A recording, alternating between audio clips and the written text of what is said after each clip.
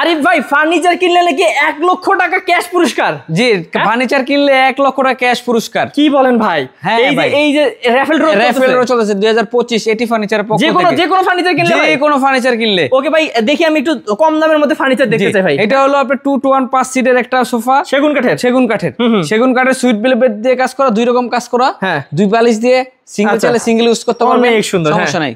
তাহলে কত পড়বে এটা? এটা মাত্র আপনার 16500 টাকা। 16500। এই পাশে একটা আছে, এটাও দেখতেছি 16500 টাকা, মাত্র 16500।